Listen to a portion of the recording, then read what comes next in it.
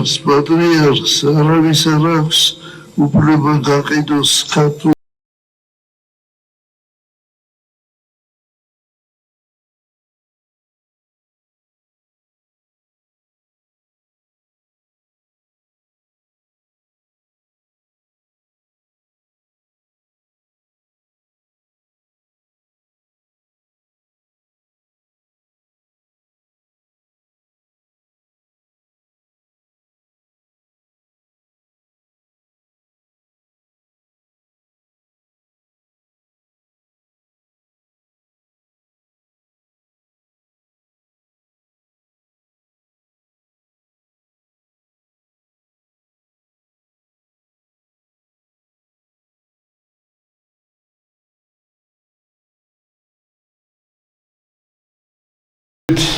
ძირფასო ტელემაყურებლებო, ქართული ტელევის ეთერში ჩვენ ვაგრძელებთ ჩვენ საავტორო გადაცემას იყიდება საქართველო.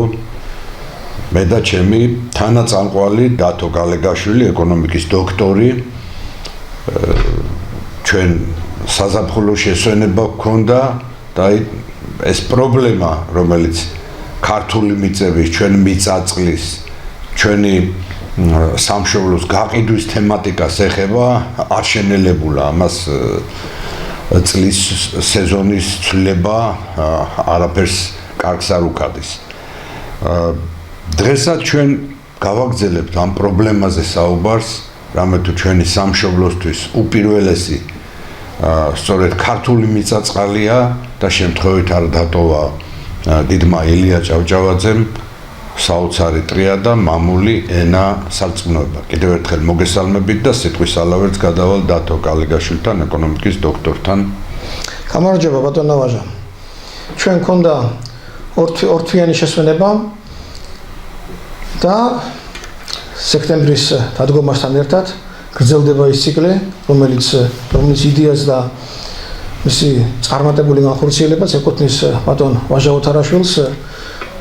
მას ბევრი გადაცემა აქვს გაკეთებული და ასეთი გადაცემები შეიძლება არც კი იყოს სხვა ტელევიზიებში გარდა ამ ტელევიზიისა.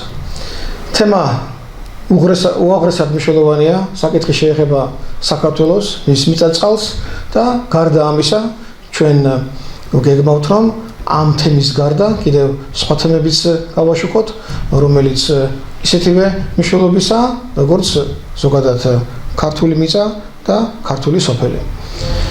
ბატონო ვაჟა, კარგი იქნება თუ ჩვენ მაყურებელს შევახსენებთ იმ დიდი წარმატების შესახებ, რომელიც თქვენ პირადად მიიღეთ ქართულ სასამართლოში გამარჯვების შედეგად.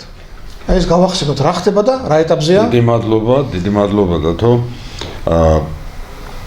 მე კიდევ ერთხელ ჩვენს ქართული ტელევის ტელემაყურებელს შევახსენებ, რომ ფაქტიურად 5 სასამართლო ჩატარდა კასპიის რაიონის სოფელ ქვემოჭალის მიწასთან დაკავშირებით, 11 ჰექტართან დაკავშირებით, რომელიც არაბებს მიყიდა ხელისუფლებამ.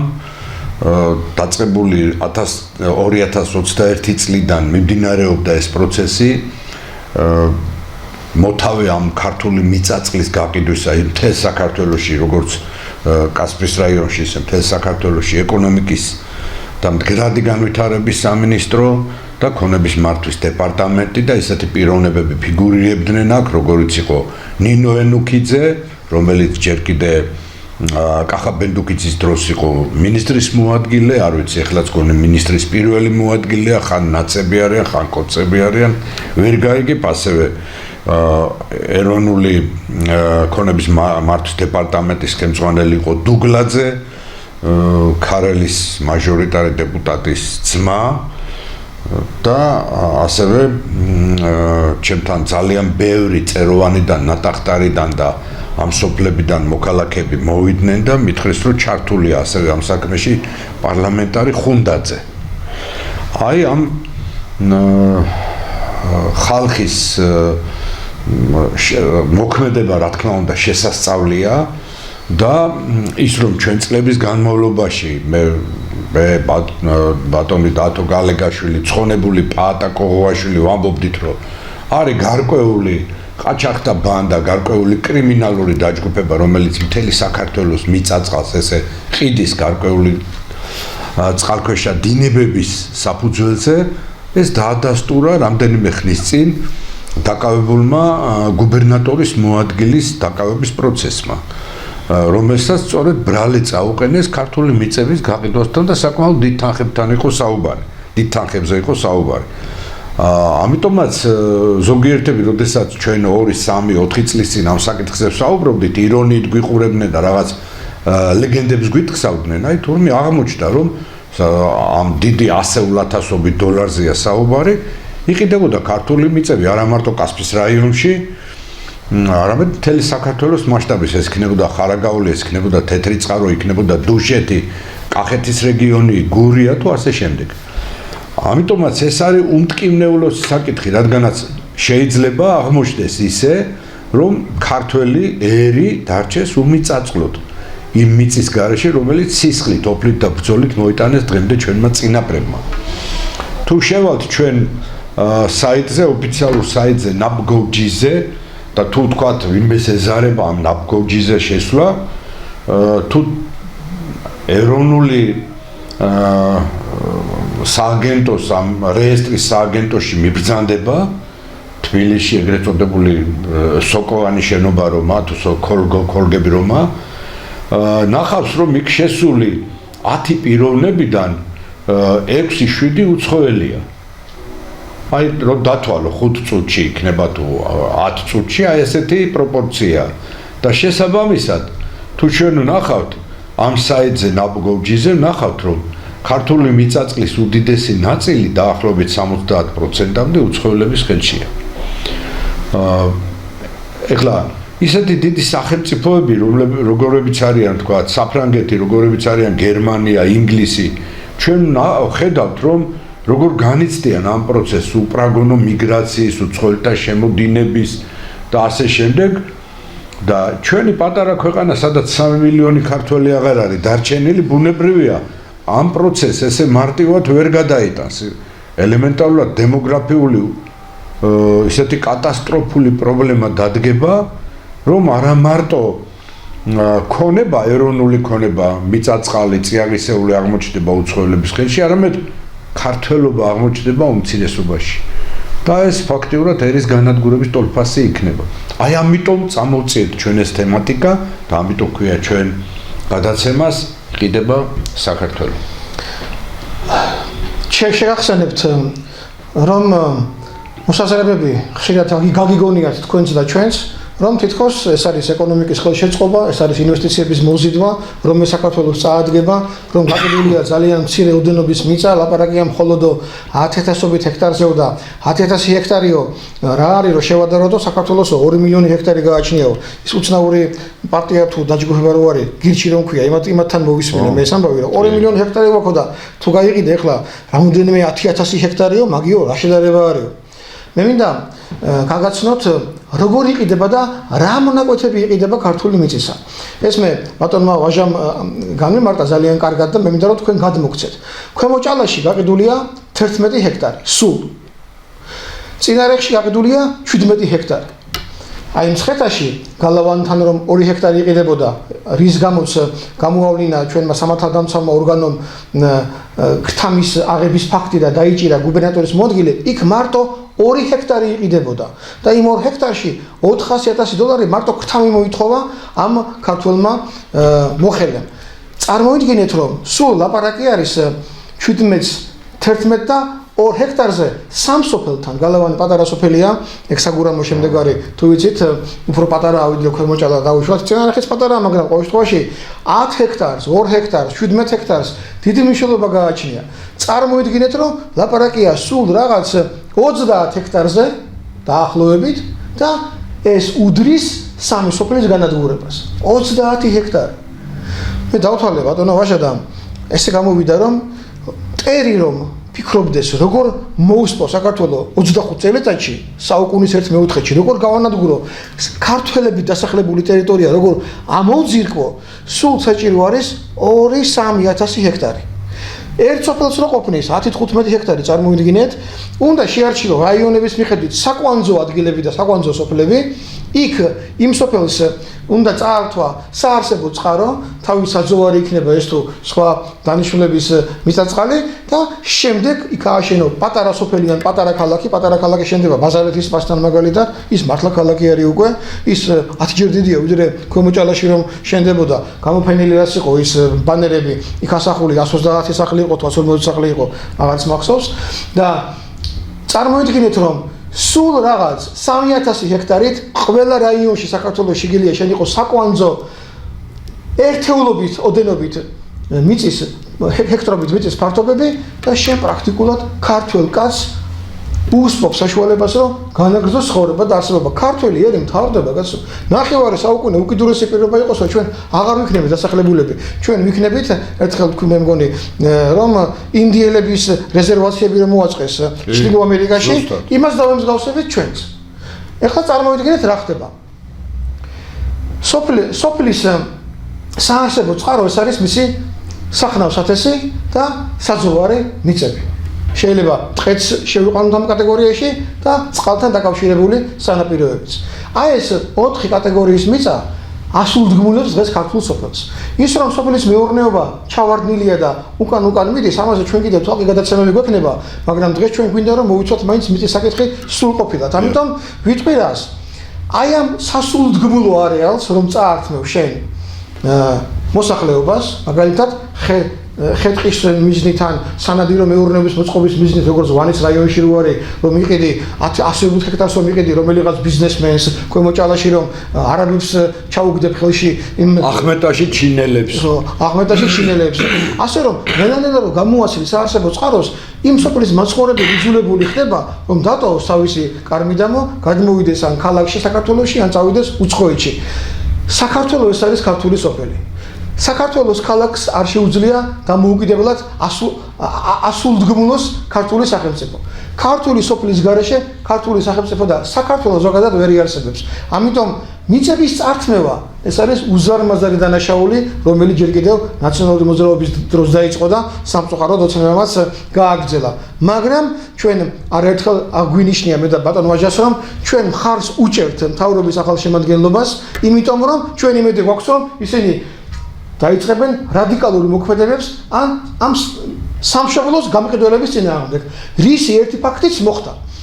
ეს ერთი ფაქტი რაზე მეტყველებს რომ ქართულ სოფელს შენ შეგიძლია წაართვა სახნავ-სათესი ან საძოვარი და ეს გაყიდო. გაყიდვის ორი მიმართულება არსებობს. ერთი ეს არის ქართველი კაცი, საქართველოს მოქალაქე, ან კიდევ მეორე მიმართულებას გახლავთ უცხოელი მოქალაქე, ან უცხოური კომპანიის წარმომადგენელი. პირველ შემთხვევაში ცუდია, მეორე შემთხვევა კიდევ 100-ჯერ უფრო ცუდია. რატომ არის პირველი შემთხვევა ცუდი? ის ერთი ქართველი საქართველოს მოქალაქე, ის ერთი ქართველი კაცი, რომც იყოს მაგალითად წინარეხის მაცხოვრებელი და წინარეხის მთელი საძოვარი მან რომ იყიდოს. ეს არ არის კარგი სოფლისთვის. ის ადამიანი ხდება ჯერ აზნაურის დონეზე, შემდეგ ერისთავის და თავადის დონეზე ფეოდალი. იმ სოფლის ფლობელი და მყრობელი, რაც ასევე ხელს უშლის ქართული სოფლის განვითარებას. მასზე 10-ჯერ დაჟერ უფრო უარესია, როცა შენ უცხოელს მიყიდი, იმ უცხოელებს საქართველოს სოფლის მეურნეობას საერთოდ არ აინტერესებს. იმიტომ რომ ისედაც განადგურებულია ჩვენი შიდა ბაზარიც, ნიადაგებიც და ყველაფერიც და მაინც არავინ არ მოიწევს აქ რომ რაღაც ბიზნესი განავითაროს. ყველანი მოდიან იმისთვის რომ გადამეტებული, მოჭარბებული მოსახლეობა სამხრეთის ქვეყნებში, არაბულში, ირანული იქნება ეს, ბანგლადეში იქნება თუ რაც არ უნდა იყოს, იქ არის 100 მილიონი კაცი მოსახლე, რომლებიც უნდა გადასახდნენ სოფლიოს სხვადასხვა კუთხეში, მათ შორის შერჩეულია სოფლიო 64 საქართველოს. ამიტომ ისინი აქ მიწას ყიდულობენ მხოლოდ იმიტომ, რომ თავისი ჭარბი მოსახლეობის ნაწილი გადმოასახლონ საქართველოში. აქ მიმართულება მარტო სამოსახლო ადგილს არ შეეხება, სტრატეგიული მნიშვნელობა გააჩნია წყალსაც. საქართველოს ეს არის უნიკალური ქვეყანა, სადაც ერთ სულ მოსახლეზე ყველაზე მეტი მტკნარი წყალი მოიპოვება, მდინარეები, გრუნტის წყლები. და ეს ხალხი აქ რომელიც სახლდება, ისინი ირჩევენ არა მარტო კარგ სოფლებს, კარგი მიწებით, არამედ ის სოფელი ახლოს უნდა იყოს მდინარეებთან და წყლის რესურსებთანაც. ამიტომ ამ ორ მიმართულებაზე საუბრისას ჩვენ შეგვიძლია ასეთი რამ ვთქვათ. კონსტიტუციის აკრძალული და მასზე კიდევ ორი კანონით აკრძალული მიწის გაყიდვა უცხოელებზე ეს უნდა შეწყდეს სამუდამოდ. უცხოელს არც ერთ შემთხვევაში არ უნდა მიეცეს აქ მიწის მფლობელის სტატუსი. ბატონოაშას რამდენიმეჯერ განუცხადებია, რომ შენდებოდეს ქარხანა, კოსმოდრომი რომ შენდებოდეს, ან რაღაც სამრეწველო ცენტრი რომ შენდებოდეს, სოფელიც გაიგებს ამას და საქართველოს მოსახლეობას გაიგებს, რომ თუ კარგია საქართველოს ეკონომიკისთვის, ჩვენ შესაბამისი კომპენსაციის შემდეგ, ან სხვა მიწებს რომ გამოუყოფენ იმ სოფელს ამის შემდეგ, შეიძლება რომ ასეთი მიწა უცხოელებსაც გაიყიდოს. ეს პრობლემა ამაში არ არის, მაგრამ როცა შენ იქ სოფელს გიშენებს არაბული კომპანია და იქ უნდა ჩაასახლოს, იქ ღარიბი არაბები კი არ სახლდებიან, იქ სახლდებიან კარგი ნორმალური არაბები, რომელთაც სახელმწიფო აფინანსებს და ფულს უგზავნის და ამით უნდა იცხოვრონ, არაფერი სოფლის მეურნეობას ისინი არ აწარმოებენ და მომრავლდებიან ქართული სოფელი მიწის გარეშე დარჩენილი აიყრება და აღარ გამრავლდება და წარმოიდგინეთ რომ საქართველოს შუაგულში კასპია საქართველოს შუაგულია, წარმოიდგინეთ რომ ის ცენტრია საქართველოსი. უზარმაზარი მნიშვნელობის რაიონია, ეს ქართველებს კიდე ბოლომდე გადაწყვეტებული არ აქვთ, რა არის, რას ნიშნავს ქვათახევი, რას ნიშნავს ნოსტე, რას ნიშნავს სამთავისი. სამთავისი იყო მთელი ცენტრალური ჩრდილოეთ კავკასიის და მთელი კავკასიის გაქრისტიანების წერტილი იყო, აქედან იწყებოდა წარმოიდგინეთ ჩრდილო კავკასიის გაქრისტიანებაც, ხასო, სამთავისი და ჩავერთო რომ ეხლა მე როგორც კასპის ისტორიის ავტორი 2015-ში გამოეცეს 400 გვერდიანი დიდი შრომა ასურელი მამები, ის 13 ასურელი მამა სად ჩამოვიდნენ? კასპის რაიონში ჩამოვიდნენ. აი კასპის რაიონიდან, კასპიდან განაწილდნენ ასურელი მამები. ეხ დღესაც კასპიდან როცა მივდივართ, სოფელ მეტეხისაკენ, იქით სოფელ ახალ ქალაქის ნოსტე ერთაწმინდისკენ, ხო? მარჯვნივ, ხო? მარჯვნივ კასპიდან გავდივართ თუ არა, მარჯვნივ აშურიანის ველები რო ქვია. ეს არის ასურელთა ველები. ასე აქვს მოხსენებული ივანე ჯავახიშვილის. ასურელთა ველები. თადეო სტეფანწმინდა თათეს ხარორომა, ხო, წმინდა თათეს ერთ-ერთი იქ მდებარეობს აქედან, აი კასპიდან არის პირდაპირ დაახლოებით 6 კილომეტრზე ეს. 6-7 კილომეტრზე. ასევე ისიდორე სამთავნელი, თადეო სტეფანწმინდელი და ესენი აქ მოღვაწეობდნენ. გრაკლიანის აღმოჩენა? ხო, გრაკლიანის აღმოჩენაზე რო არაფერი ვთქვათ, რომელიც მთელ ჩვენ ცივილიზაციას, ქართულ, არა მარტო ქართულ, არამედ მსოფლიო ცივილიზაციას რაღაცა რევოლუციას აუგუნებით იქიცევს, არა? და იგივე ვახტანგ გორგასალის გვარამ სპასალარი კასპში ეჯდა.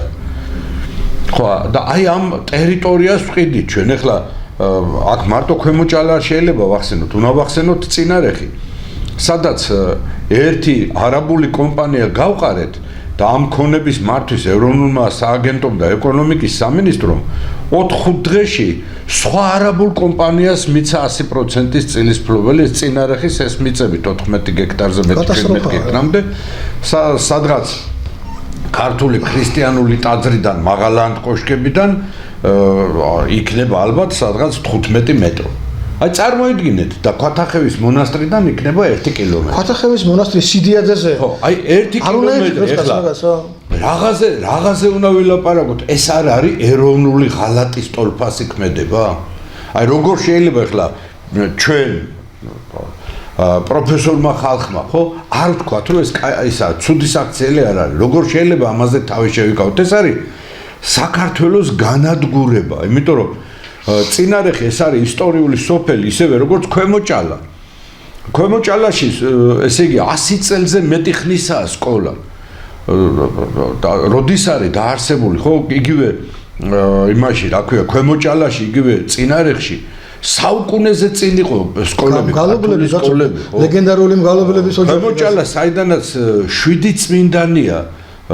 ესეთი შემთხვევა ქართული ქრისტიანული ეკლესიის ისტორიაში საქართველოში, მსოფლიოში არსებობს, მაგრამ საქართველოში არ არსებობს. 5 ძმა კარბელაშვილები, ქართული გალობის ფუძემდებლები და ნინო და ანა ამილახვარი, სამთავროს დედათა მონასტრის დამფუძნებლები უკვე აქეთ მე-19 საუკუნეში.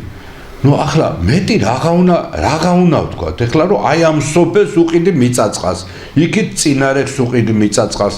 მე ახლა ვნახე კიდე ამ ელექტრონული აუქციონი და მსგავსი მიწები არა მარტო ამ სოფლებში, არამედ ზემო ხანდაკშია გაყიდული, ხოვლეშია გაყიდული. ანუ მთლიანად კასპიის რაიონის მიწაწყალი ძალიან დიდი პროცენტი, მე ახლა პროცენტს ვერ ვიტყვი, მაგრამ ყოველ შემთხვევაში ჩემი შეხედულებით დაახლოებით 30%-ზე მეტი კასპიის რაიონის მიწების არის გაყიდული უცხოელებზე.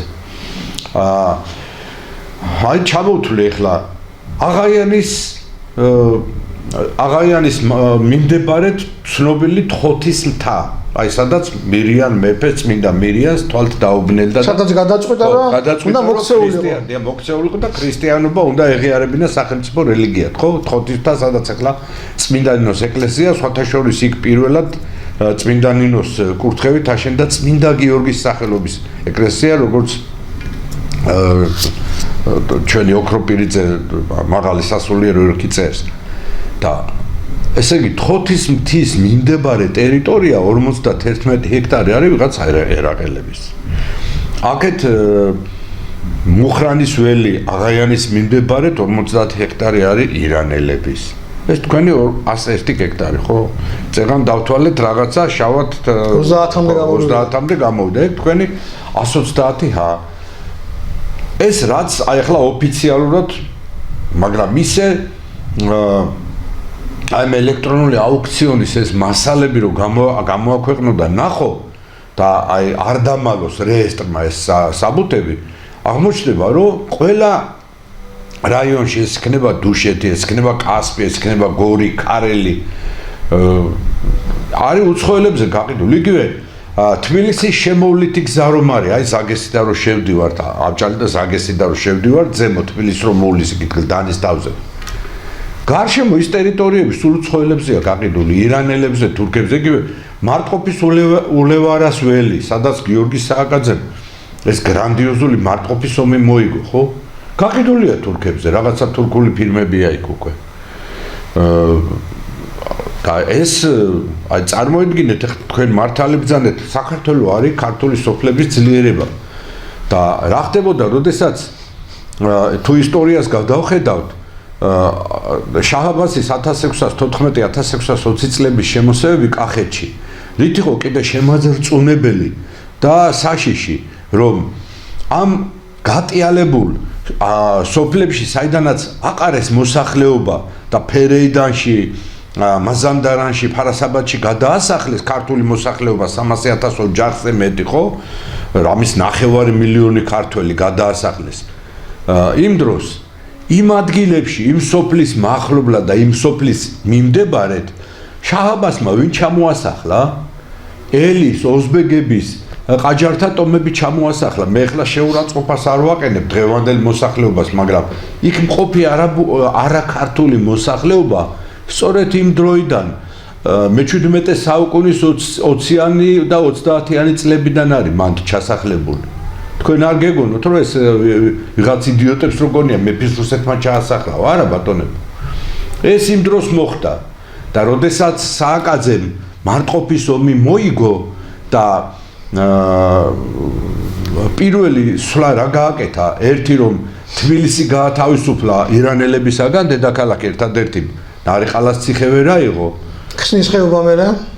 დიახ და მეორე უდიდესი სამხედრო ოპერაცია იყო ხორნაბუჯის ციხის აგება და ფეიქარ-ხანმა ძლივს გაასწრო, ხო ის ლელა ხათუნი გაიყოლა თან როარსა ბევრის და რატო გააკეთა ეს და როგორ წერს ისკანდერ მუნში რომ იმ ირანულ სოფლებშიო რომელიც ჩაჰ-აბასმაო დიდი სიხარულით ჩაასახლაო აქო ესე იგი ძუძუმწოვარი ბავშვი არ დატოვა სააკაძემო ყველა გადათელა ცხენითა და ყველას სიცოცხლე მოუსწრაფაო ხო ბედუკ უღმართ მოურავს და არამზადას და იმას რატო უწოდებენ სააკაძე მიცოდა რომ ქართული მოსახლეობა თუ არ იქნებოდა იქა და ესენი გამრავლდებოდნენ ეხლა ქსენოფობაში და იმაში როცა მე ისტორიულ ფაქტს ვადასტურებ თან ირანელის ისკანდერ მუნშის რომელიც იყო შაჰ-აბასის კარის მე ისტორია ანუ ქართული სოფლის გაძლიერებაზე ზრუნავდა გიორგი სააკაძე და იცოდა რომ აქ რო სხვა ჯურის ხალხი გამრავლდებოდა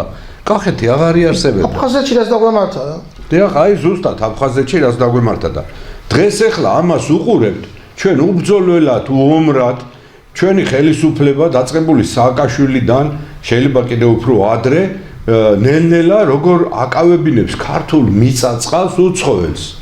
მიწა-წყალს, რომლისთვისაც ჩვენი წინაპრები თავს წირავდნენ და ჩვენ ისტორიულად ვალდებულები ვართ, რომ დავიცვათ ჩვენი წინაპრების მონაპოვარი. ამიტომაც ესეთი მარტივი საკითხი არ არის ჩვენ, იმიტომ ძალიან მკაცრ ქურაში ვატარებთ და ძალიან მკაცრი წახნაგებით ვაჩვენებთ მოსახლეობას ამ პრობლემატიკას. აი დედაქალაქია თბილისი, ხო, კაი, დედაქალაქში რაც ხდება, ვიცით ახლა, უკვე შესამჩნევია, რომ ქუჩებში უცხოელთა მომრავლება, განსაკუთრებით აზიურ აფრიკული ჯიშის ხალხისა, კი ბატონო, ხო, ბევრია უკვე. აშკარად ეს იქნება საზოგადოებრივი ტრანსპორტი, ეს იქნება მეტრო თუ ასე შემდეგ და ასე შემდეგ კვების ობიექტები. მაგის გარდა, აი კოჯორ ტაბახმელეს ცნობილი ბრძოლა, ხო, იუნკერების მემორიალი. ჩვენ ახლა ქართლის სოფლები რო ახსენეთ, თბილისის მახლობლადაა, ხო, რამდენი კილომეტრი ახლა იუნკერების მემორიალამდე, ახლა თბილისს ეკუთვნის ეგ უკვე კოჯორი და ესე. 5 კილომეტრია. 5 კილომეტრი თქვი, 7. იქიდან 200 მეტრში არის უდიდესი არაბული სოფელი. თავისი ყველა ინფრასტრუქტურით. ეხლა ეს ბაზალეთი კი არ არის. აღარ თბილისთან აი 5 თუ 7 კილომეტრია. გზიდან ჩანს პირდაპირ. ხო, გზიდან ჩანს პირდაპირ. რა ვქნათ ეხლა? დავხუჭოთ ამაზე თვალები? იგივე იმის რა ქვია, გუბერსკის ციხის მიმდებარე ტერიტორია და ზემოთა ქედები და ესე ნახეთ ნაპკოლჯის ჩვენ ვიტყუებით და რაღაცას ხაპრებს ხვებით, არა? სულ უცხოელებისა. ანუ დედაქალაქის გარშემოც კი მასობრივად უცხოელებმა იყიდეს მიწები. რანაირად შეიძინეს, რა კრიმინალური დარღვევებია, ეს მეორე საკითხია, წეგან შემთხვევით არ ახსენა ბატონმა დავითმა ის 200,000 თუ 400,000 დოლარად ყიდიდაო და უცვლიდა კატეგორიას, ხო? მე რამდენჯერმე გავაჟღერე ეს სქემა, კიდევ ერთხელ მინდა გავაჟღერო შესაბამისი სამსახურების საყურადღებოდ. ეს იქნება უშიშროება, ეს იქნება პროკურატურა, ეს იქნება შინაგან საქმეთა სამინისტრო და ხელისუფლება. სქემა არის ასეთი.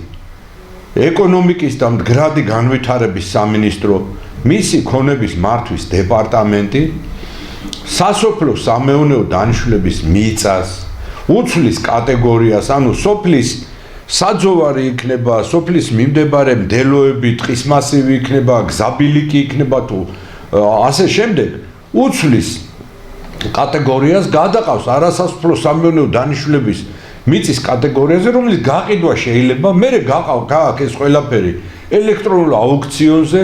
ეხლა იქ მყოფი გლეხი, ზოგს ინტერნეტის საერთო არ აქვს და ჩაუხედი ამ იმაში, რომელ ელექტრონულ აუქციონს ნახულობს, ხო? და სადღაც 3-4 დღეში უცბად დგაც და უცხოელის კუთვნილება ხდება ეს მიწა-წყალი. ეს სქემა მიმდინარეობს.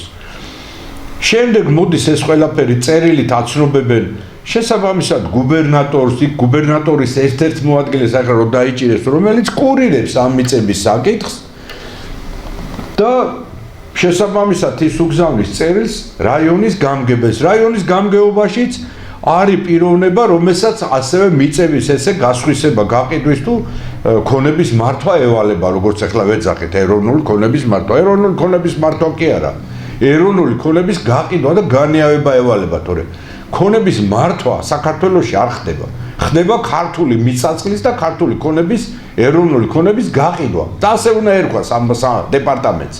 გამყიდველების დეპარტამენტი. გამყიდველების დეპარტამენტი, ქართული ქონების და მიწა-წყლის გამყიდველების დეპარტამენტი, რომლებიც შესაბამისად ადგენენ ამ საბუთებს, რომ აი ელექტრონულ აუქციონზე იცით რა ეს კომპიუტერში ხდება და აი ამან უფრო მეტი ფული დადო და გაიმარჯვა. და 11 ჰექტარი აღმოჩნდა, რომ 54,000 თუ 55,000 დოლარად ეყიდა ვიღაც არაბულმა კომპანიამ, რა. აი იგივე წინარეხში, იგივე დუშეთში, ბაზალეთის გარშემო, ხო? აბა შედით ახლა იმ სოფლებში შეხვალთ? ვერ შეხვალთ, იგივე ჯუგაანში. იგივე ხდება ახლა საგარეჯოში, თოხლიაურში. ყველას თვალწინ შორს აღარ მივდივარ, აი თბილისთან ახლოს. ვისაც გაინტერესებთ, ხო დასაგდით მანქანაზე და ჩადით ნახეთ, აბა რა ხდება. იქნებ ტყუილავ ლაპარაკობთ ჩვენ ამ ყველაფერს და ვიგონებთ რაღაც ზღაპრებს ან ვინმეს წინააღმდეგობა გვინდა. არა, ჩვენ სამშობლოს ვიცავთ. რა გავაკეთოთ ახლა? ხმალი ავიღოთ თუ ის ავიღოთ, რა ქვია, შუბშიმშერი, ხო? გეუბნებით რომ აი ეს ხდება საქართველოში ამ ხელისუფლების გასაგონად ვამბობთ შეცვალეთ კანონმდებლობა დასაჯეთ დამნაშავეები ესენი არიან სამშობლოს გამყიდველები სხვა არაფერი არ ხდება აქ ვინ მიცა უფლება რომ ტაბახმელასთან ამხელა ეს დასახლება გაკეთებულიყო უცხოელი რატო ვაძლევთ ამის უფლებას მეორე კიდე ამასთან გადაჯაჭულია და იქნება ეს საკითხიც 1-2 სიტყვით თქვა დათო რომ ძალიან გაადვილებულია მოქალაქეობის მიღება გვარის გადაკეთება კაცო ეს უცხოელები ისე იკეთებენ გვარებს ბაგრატიონებად ასათიანებად და იმათ რა ქვია ერისთავებად რა ვიცი ესე იგი და მართლა ქართველი კაცი რომელიც თქვა მოღვაწეობს უცხოეთში ეს იქნება მოსკოვი პეტერბურგი თუ სხვა ქვეყნები საქართველოს მოქალაქეობას ვერ იღებს ამ არაბებსთან და პაკისტანელებს ინდოელებს როგორ აძლევთ 3-4 დღეში ამ იმას რა ქვია მოქალაქეობას ესე იგი წყალქვეშა დინებებია და იუსტიციის სამინისტრო ჩართული ამ პროცესებში იქაც ასევე როგორც ეკონომიკის და ქონების მართვის სამინისტროში აქაც ეს ქვედინებებია და ალბათ ესეც მოსაძიებელია რატო ხდება რომ საქართველოს მოქალაქეობის მიღება ქართველ ადამიანს უჭირს და დიდი ბარიერები ხდება და უცხოელი ვიღაცა პაკისტანელი ინდოელი თუ თურქი თუ არაბი უცბად იღებს ამ ყველაფერს საიდან ხდება ეს ყველაფერი რამე ქეშებს ხო არა კარგილი იქაც და ასევე მინდა ერთ საკითხიღა და მინდა დათო მე თქვენ გააგრძელოთ რომ ამას ემატება ჩვენი ემიგრანტების გადინება აქედან იმიტომ რომ ის პირობები იმ პირობებში როცა ესეთი უკონტროლო მიგრაციაა და ხედავთ რომ ჩვენ ტაქსები იქნება მომსახურება იქნება კვების ობიექტებიდან და ისინი სწრაფი მომსახურება კვების უკვე უცხოელები უწევენ კონკურენციას ქართველებს და ესენი ჩვენები იძულებულები არიან შენებლობაზე უცხოელი ტაქსის შოფრებად უცხოელები იმ რა ქვია გლოვა თუ რაღაცა ისენია რაღაც ხო რაღაც ისენი რომ დარბიან მოტოციკლეტებით და საკვები და ის რო დააქვთ ხო სულ უცხოელები არიან რა ხო და ნუ ეხლა ეს თავისებურად ნიშნავს რომ შენ ქართველს განდევნე იქიდან ლოკმაპურის საშოვნელი იმას უსპობ ქართველს და ის იძულებული ან გაიქცეს აქედან ან სხვა ქვეყანაში წავიდეს და ასე შემდეგ და ასე შემდეგ. დიახ. ბატონო ვაჟა, სოფლის საკითხს ახლა დავამთავრებთ, გამოსავალსაც შევთავაზებ ხელისუფლებას და გადმოვალ უკვე შემდეგ საკითხებზე, რომელიც თქვენ ბრძანეთ. სოფლად მე დავაფიქსირე ორი სახის პრობლემა. ერთი ფეოდალიზაცია, ანუ ქართველი ფეოდალები და მეორე, რომელიც ფლობს მიწას, სოფლის მიწა გადადის ქართველი ფეოდალის საკუთრებაში და ის უკვე ხმაგლეხივით უყურებს იმ სოფლის მოსახლეობას, სულ თავისი მეზობელი იყოს და მეორე უცხოელები, რომლებიც იკაშენებენ სოფლებს. ამის გამოსავალი რა არის? ასაც ბატონი პაატა გოგოაშვილი ამბობდა და თავის შესანიშნავ წიგნებში დაწერა კიდეც ერთ-ერთ წიგნს მან დაარქვა მარადიული ქართული სოფელი. ქართული სოფელი ნამდვილად მარადიულია და რას ნიშნავს ამ ქართული სოფლის გადარჩენის გზა რომელი გითხრა ჩვენ ბატონმა პაატა. სოფელს უნდა დაუბრუნდეს სტატუსი. დღეს მას სტატუსი არ გააჩნია. ის არ გახლავთ არანაირი იურიდიული პირი. პირველი ნაბიჯი რა უნდა გააკეთოს ხელისუფლებამ. ქართულ სოფელს უნდა მიენიჭოს სტატუსი. ის გახდეს იურიდიული პირი. შემდეგ ამ იურიდიულ პირს უნდა გადაეცეს ის ქონება, რომელსაც ეს სოფელი იყენებს ასეულობით წელიწადია და საუკუნეების განმავლობაში. და უნდა გადაეცეს აუდიტით, ისე კი არა, ფარულად და რაღაცა. ყველა მიცოდეს სოფლის ყველა მკვიდრმა ღია ეს არის სოფლის. აი ეს არის სოფლის. რა თქმა უნდა. თქვათ ეს არის ლამისყანის, ეს არის თქვათ ნოსტესი, ეს არის ქვემოჭალის, ეს არის სამთავისის და ასე შემდეგ. აი გადაეცა მაგალითად წინარეხს, მაგალითად წინარეხი ავიღოთ, წინარეხს გადაეცა თავისი საზოვრები და მოსახლეობას ყავს პირუტყვი იმდენი რომ ეს საზოვარი მას არ ჭირდება მთლიანად, ყოფნის დაუშვათ 1/3, ხო? და უნდა რომ თავის საქონელი აქ აძოვოს 1/3-ზე. 2/3-ზე რა უნდა გააკეთოს ამ სოფელმა? მას შეუძლია რომ ეს გასცეს იჯარით.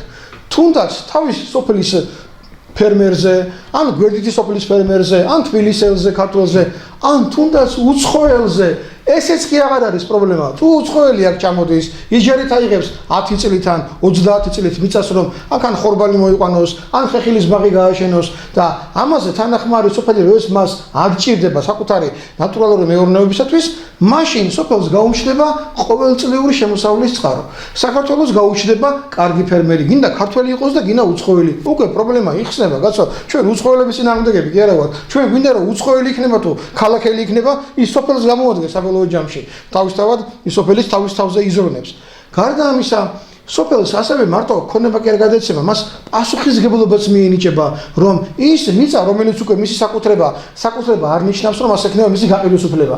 ის არის მისი უვადოთ ამავე დროს თავარი დამცველი თავისი ქონებისა. როგორ დაიცავს ის თუ იჯარით გასცემს ქართველზე ან უცხოელზე თავის მიწის ნაკვეთებს, მოთხოვს რომ აბატონო მე შენ გაბარებ ამ ნიადაგებით ამ ხარისხის მიწას და შენ ვალდებული ხარ რომ მას გაუფრთხილდე, ან გააუმჯობესო პირობა დაუდო, ან ყოველ შემთხვევაში არ შეამცირო.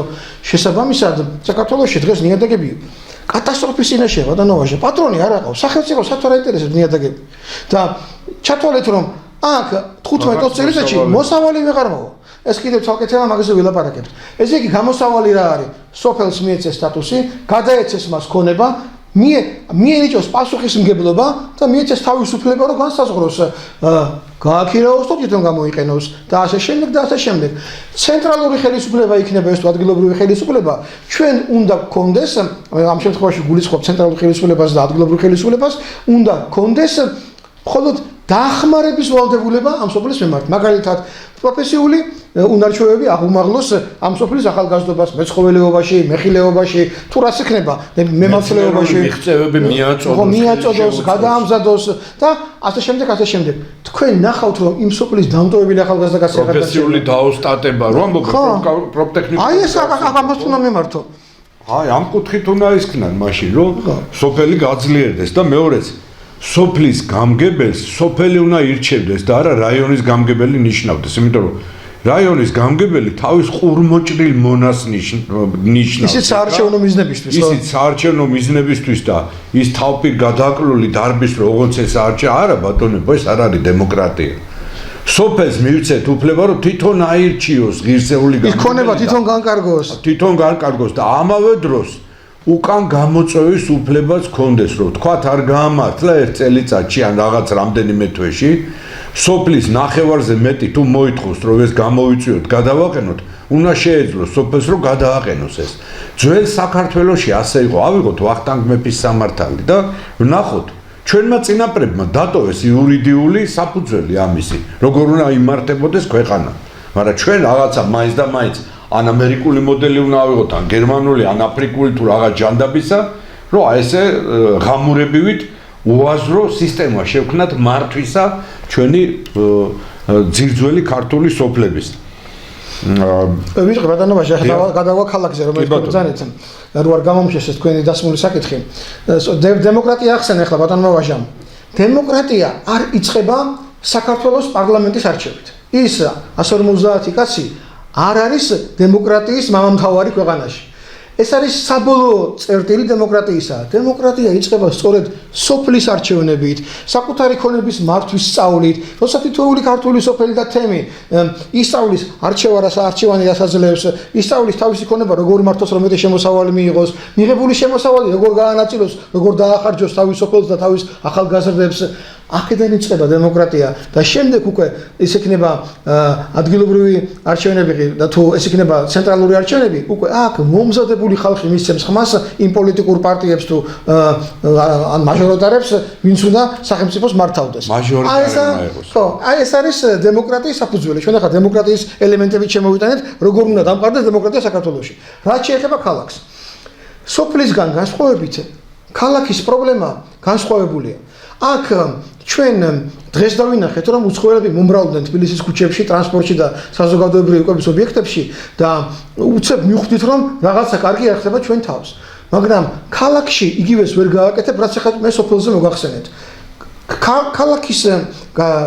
ქალაქში პრობლემის გადაჭრის გზა მოიცავს რამოდენიმე ეტაპს. პირველი ეტაპი ჩვენ არ უნდა აღვკვეთოთ აქ უცხოელების დასახლება, ეს თუნდაც იყოს არაბი იყოს, თუნდაც ირანელი, თუნდაც რუსი, გინდა გერმანელი, გინდა იაპონელი, ამას მნიშვნელობა არ აქვს, მაგრამ ჩვენ უნდა ვთქვათ, რომ ქალაქ თბილისს შეუძლია, რომ მიიღოს და თავისი მოქალაქე გახადოს, აიტანოს მაგალითად არაუმეტეს 7%-ისა, 8%-ისა, თვითონ დაადგინოს ხალხმა, რომ ჩვენ ამას არ ვეწინააღმდეგებით, ან 12%-ისა, ეს ერთი ნაბიჯია, მეორე, არ უნდა მოხდეს კონცენტრირებული დასახლება. 50 სართულიან კორპუსში უბედურება რო შენდება, რაღაც 50 სართული ვის გაუგია თბილისში, თებს გაასწროს სიმაღლეში უკვე იმ სიმაღლეზე კორპუსებია, მაგრამ დაუშვათ, ერთ დიდ კორპუსში არ შეიძლება რომ მარტო თქვა ირანელებმა იყიდონ ყველა ბინა. ეს არ შეიძლება. იქაც უნდა დააწესო პროცენტი, რომ უცხოელებს უნდა ეკუთვნოდეს არაუმეტეს 15%-ისა მაგალითად, რომ იქ კონცენტრაცია არ მოხდეს და შემდეგ ევროპის ქალაქებში რო არის პოპულაცია, ვეღარ შედის დიდ ქალაქებში. უბნები არის ლონდონში 1/3 არის უბნებისა ლონდონში, სადაც პოლიცია ვეღარ შედის. ლონდონში. იგივე ხდება ჩიკაგოში, იგივე ხდებოდა ახლა ვაშინგტონში, ტრამპა რო არმია რო შეიყვანა. ეს მეორე საკითხია, რომ უნდა მოხდეს განფენა უცხოელი მოქალაქეებისა. და მესამე, ეს არის რის ფასად შეიძლება რომ მან მიიღოს მოქალაქეობა. ბატონი ვაჟარო ბრძანებს, კაცო, საქართველოში დაბადებული კაცი, ანუ ტოლული რო არის აფხაზეთიდან და რო გადასახლდა ბელორუსიაში, მაგალითად და იმას შენ აღარ ანიჭებ ქართულ მოქალაქეობას, ეს ვის გაუგონია? იმას არანაირი პირობა არ უნდა ქონდეს, იმან ქართული იცის და აქ სკოლაში სწავლობდა და ყველაფერი იცის და იმას მოქალაქეობა უპირობოდ უნდა მიანიჭო შენ, ვინც არ უნდა იყოს აქ დაბადებული კაცი. მაგრამ თუ კი უცხოელს უნდა რომ აქ მოქალაქეობა მიიღოს, მაგალითად ერთ-ერთი მოდელი გამოიყენა ხელისუფლებამ, განაცხადეს რომ $100,000 ღირდაო მოქალაქეობის მკვიდრობის სამკვიდრებლის მინიჭების უფლებაო და ეხლა 150 გახდებაო. 150 ძალიან ცოტაა. ესეც შეფასებისაგანია. შეიძლება $300,000 დააწესო, აქ უკვე ცოტა ხალხი ჩამოვიდეს. შეიძლება დააწესო $250,000. თუ ამ ხედავ თანხას დააწესებ და შემოვა მხოლოდ 5% უცხოელი მოქალაქეებისა, რატომაც არა, კაცო? შემოვიდნენ დიდარი ხალხი შემოვა. $1,000,000-ზე მეტი უნდა იყო. ხო, ესე ვთქვი, ციფრები ეს შესაძლებელია ამ შემთხვევაში. იმიტომ რომ 150,000 და 300,000 უცხოელის არაფერი. ხო, არაფერი არა. ეხლა ისე ლაპარაკობ, რომ მეორე ვარიანტი ვახსენე, ბატონო ვაჟა. მაგრამ თუ კი შემოვამ დიდარი უცხოელი, განათლებული კაცი იქნება, ბიზნეს დაიწყებს, ფულს შემოიტანს, რატომაც არა? ეს მიღებისაღები ფორმაა. ესე იგი, ქალაქში ჩვენ ეხლა შემოგთავაზებთ ხელისუფლებას, ეს საკანონმდებლო მოცემულობა სამი ძირითადი მომენტი, რომ პროცენტი დადგინდეს თითოეულ ქალაქში, თელავი იქნება, ბათუმი იქნება, თბილისი იქნება, რამდენი უცხოელი შეიძლება გახდეს ამ ქალაქის მოქალაქე და არ უნდა აღემატოს ეს პროცენტი ამდენს ძირძველი მოსახლეობისას. მეორე, უნდა იყოს განფენა, არ უნდა მოხდეს კონცენტრირებული დასახლება ერთ-ერთივე უბანში, ერთ-ერთივე კორპუსში და მესამე, ღირებულება შეიძლება გაიზარდოს $1,000,000-მდეც კი. შემოვიდეს ბატონო, რატომაც არა? ჩვენ არ ვართ ჩაკეტილიერი, ჩვენ ღიაერი ვართ, ჩვენ ვართ გზაჯვარედინზე მოსახლეები, 1000 წელიწადია და ჩვენთვის არ არის დიდი პრობლემა, რომ არაბთან კონდეს კავშირი ურთიერთობა და იაპონელთან და რუსთან და ევროპელთანაც. ასე რომ ამის დარეგულირება შეიძლება. სოფელში მიწის გაყიდვის დარეგულირება არ შეიძლება. ქალაქში დარეგულირება კიდევ შეიძლება. ამაზეა ლაპარაკი. და ის რაც ჩვენ ვისაუბრეთ სოფელში უცხოელებზე გაყიდულ მიწებს, ჩვენ ხელისუფლებას მივმართავთ. ეს ყველაფერი ყველაზე კარგად იცის ბატონო ვაჟა. ამდენი სასამართლო გამოიარა, მარტო ამ კაცმა გამოიარა. რკინის ქალამონებით ბატონი ვაჟასაა მოგებული ეს ხუთივე სასამართლო და რა ვიცი რა აღარ გააკეთა და სასწაული გააკეთა. ეს დაუჯერებელი იყო რაც გააკეთა. და ამ ერთი მოდელით, რაც კომოჭალაში ჩვენ მქონდა, ასე გასხვისებული მიწები კონსტიტუციის დარღვევით, კანონების დარღვევით და საქართველოს ჩვენ ვთხოვთ საქართველოს უშიშროების სამსახურს, რომ გამოითხოვოს ყველა გაყიდული, უცხოელზე გაყიდული მიწა, როგორ იყიდებოდა, როგორ იყო აქ ჩაბმული ქონების მართვის სააგენტო, ეკონომიკის სამინისტრო, იუსტიციის სამინისტრო და სოფლის მეურნეობის სამინისტრო, როგორ ეთანხმებოდა ეს სამინისტროები ერთმანეთს და ვიზე გაიცემოდა, ვინ აკეთებდა აქ ბიზნეს და ფულს, ამას თქვენ პირდაპირ საბუთებიდან დაინახავთ და ეს ყველა ოპერაცია უნდა გამოცხადდეს უკანონოდ, იმიტომ რომ ამ ოპერაციებით დაირღვა კონსტიტუცია და ორი კანონი. ეს ბატონო ვაჟა, მე მგონი ზოგადად რაც შემიძლია თქვი, თქვენ კიდევ მესამე საკითხი მითხარით, თუ შეიძლება ქალაქის გარდა კიდევ მესამე საკითხის ბრძანეთ, რომელიც უნდა მესაუბრა და მე მინდა დავამატო კიდევ დღეს სოფელში სოფელზე მინდა გადავიდე. გლეხობის უდიდესი პრობლემაა, რომ გლეხი თავის კუთვნილ მიწას ვერ იფორმებს. ძალიან დიდი ბარიერები ხდება იგივე ამ რეესტრის კუთხით, გადაფორმების კუთხით. უცხოელებზე უცბად ხდება ათეულობით, ასეულობით ჰექტარის გადაფორმება და გლერს თქვათ, 9 ჰექტარი მიწა აქვს თუ 30 მიასედი ვენახი, ამას ვერ იფორმებს და ძალიან რთული ბარიერები ხდება და მე მივმართავ იუსტიციის სამინისტროს რეესტრს, რომ გაამარტივონ ქართველებზე ქართული სოფლის მკვიდრებზე, იქაურ მკვიდრებზე მიწის გადაფორმების პროცესი. ჯერ ერთი დაასახელეს, რომ გლეხმა რომ თქვა დაიქირაოს მიწის მზომელები და იუსტიციის იმაში საბუთები გააკეთოს რეესტრში, ჯდება 600 ლარი. ის აქამდენი ფული გას. გლეხს თქვა საბოსტნი აქვს თქვა რაღაცა 30 მიასედი ვენახი აქვს თქვა 25 მიასედი მინდორი აქვს თქვა სადღაც 9 ჰექტარი. ეს სამი მიწა რო გადაიფორმოს გლეხმა და მოიყვანოს ეს მიწის მზომელები თვითონ თავისი ინიციატივით, ხო? გამოდის რომ 1800 ლარი უნდა გადაიღო. რომელი გლეხი გადაიხდის ამას? აი ამ წინამდებობების წინაშე არის 1000-ნაირი საბუთები დააქვს საწყალგლეხს ეს ის ჩემი იყო პაპაჩემ. გაუმარტივეთ, ხო შეიძლება ამ წლის დასაწყისში დარბოდნენ ეს იუსტიციის მანქანები რაღაც ზამთარს აფხურო აი და რაღაც გარკვეული მიწები აზომეს გადააფორმეს. მე უცბად შეწყდა, რა ვიცი, ესეც საარჩევნო კამპანიას ეხებოდა 2024 წლის თუ რა ჯანდაბა იყო ვერ გავიგე. ეხლა ეს საარჩევნო ადგილობრივის დაიწყო, ეხლა საერთოდ არ გამოჩენილან ესენი. და იქნება იუსტიციის სამინისტრომ რეესტრმა ორგანიზება გაუკეთოს, თვითონ გამოგზავნოს ეს მიწის მზომელები რაიონების მიხედვით, სოფლების მიხედვით, გინდა წლობით იმუშაონ, მაგრამ გადაფორმება მოხდეს უფრო ადვილად გლეხებზე, უფრო დაბალ ფასებში, თორე ხო გეუბნებით, გლეხმა რომ დაიქირაოს მიწის მზომელი, რომ ჩვეულებრივად გააკეთოს თანამედროვე საბუთები და რეესტრში გაატაროს, 600 ლარი უჯდება. და ვერ შეძლებს ამას გლეხი. დღევანდელი გლეხი, რომელსაც 350 ლარი აქვს უმეტესობას პენსია რა, თუ 400 ლარი. აი აქედან გამომდინარე, მე მივმართავ ხელისუფლებას, გაამარტივოს ეს პროცესი, რომ ქართველმა კაცმა თავისი მამაპაპეული მიწაწყალი ადვილად გადაიფორმოს და დაიკანონოს. აი ეს მინდოდა მეთქვა. კი ბატონო ვაჟა, დღეს მე მგონი ჩვენ უკვე მოვასწარით გარკვეულ საკითხებზე საუბარი, ის რაც ვერ მოესწრო, შემდეგ გადაცემაზე გავაგზავნოთ და ვისაუბროთ.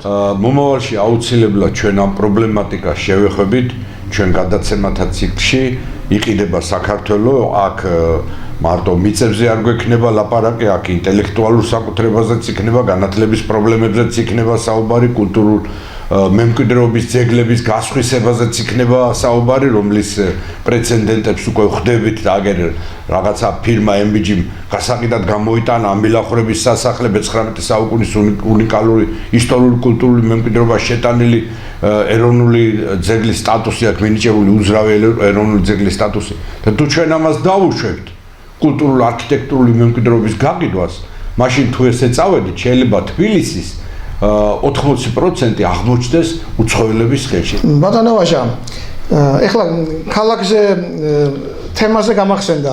დღეს გაიხსნა ახალი ძეგლი. ჩვენი დიდი მეფის პატარა კახის ერეკლე მეორის ძეგლი გაიხსნა თბილისში და მე რაც თვალი მოვკარი, ცოტა მეუცნაურა სიმართლე გითხრათ და მეც. თქვენ რას გვეტყვით ამაზე? ეხლა ერეკლე მეფე რო უდიდესი მეფე და მამული შვილი იყო, ორი აზრი არ არსებობს და უგანათლებულესი კაცი და ფაქტიურად ტანზე არ აქვს ადგილი, სადაც ჭრილობა არ ქონდა მიღებული.